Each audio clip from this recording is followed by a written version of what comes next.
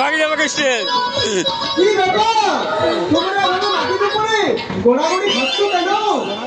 গোড়াগড়ি খাচ্ছি কেন? মনে পড়েছে মনে পড়েছে গোড়াগড়ি দিয়ে আমরা হুজুম করছি। গোড়াগড়ি দিয়ে কেউ হজম করে? কেউ না কেউ না করলে আমরা করি স্যার। এটা আমাদের নতুন আবিষ্কার। এইমাত্র মুড়ি বাদামের ভাজার সঙ্গে এইমাত্র বাদাম ভাজা আর মুড়ি সঙ্গে আরো কিছু খেলুম তো। আরো কিছু? সেটা আবার কি সেটা আবার কি রে কেবলা? ওটা তো বলা যাবে না স্যার। এক্ষুনি আপনি কে বলছেন? কোথায় পাবো? খাবারের কেবলা কি এমন খাবার রে কেবলা যে কাউকে বলা যাবে না, দেওয়া যাবে না? বলবো, একদিন নিশ্চয়ই বলবো দাদা। তবে আজ নয়, আজ ভারী লজ্জা লাগছে তো। এইমাত্র খেলাম তো, একটু হজম করতে জীবনে প্রথমবার খেলে প্রথমে এবার খেলে তার ধাক্কা তো লাগে নাই। ও দাদা হিরোইন, এসব কিন্তু খাসনি তো? না দাদা বাবু, আমরা যা কি খেয়েছি সেটা ওগুলোর চেয়েও জান্নারের ছিল। পালিয়ে চল নেবো, মুখ পুষকে বাড়িয়ে পড়ে।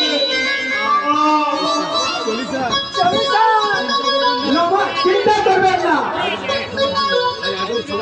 যে আজব খাবার জিনিস যে খায় সে হোক পোস্তায়, আর যে না খায় সে হোক পোস্তায়। আহা কি জিনিস বাইরে, আহা কি জিনিস বাইরে। কিন্তু ওগুলো আর এখনো ফিরলো না কেন? কোথা দিয়ে না রাখার মতো ছেলে তো সে নয়। তারপর এখন আবার সাংবাদিক হয়েছে। নমস্কার, যদি কিছু মনে না করে একটা কথা জিজ্ঞাসা করবো। তো বলুন, কি জানতে চান? আপনি কি বর্ধমান শহরে থাকেন? থাকি, কিন্তু কেন? এখানে শশাঙ্ক শেখর সেনের বাড়িটা কোথায় জানেন? জানি, কিন্তু কারণটা না বললে তো কিছু বলা যাবে না। আমি একবার তার সঙ্গে দেখা করতে চাই। কিন্তু কেন? তার মতো একজন মানিমুনি মানুষের সাথে প্রকৃতির স্বরূপটা জানতে চাই, দেখতে চাই। যার ম্যানেজারটা একটা জীবন্ত শয়তান। তিনি কি মানুষ না ওই ম্যানেজারের মতোই এই সমাজে তেলে আর জলে মেশে দাদা? তাই মালিক আর ম্যানেজার সেম ক্যাটাগরি না হলে চলবে কেমন করে? মালিক ভালো মানুষ হলে ওই ম্যানেজার তাকে লুকিয়ে কতক্ষণ শয়তানি করবে? তবু তার সঙ্গে আমি একবার দেখা করতে চাই। সৎ উদ্দেশ্য হলে দেখা না করাই ভালো, কারণ কারণ তিনি কোনো সহজ সরল পথে ধার ধারেন না। আপনার পরিচয়টা? আমি দেবীপুর থেকে আসছি, নাম বিভাস দত্ত। ও আইছি, তাহলে পলাশ দত্তের দাদা আপনি? আপনি পলাশকে চেনেন?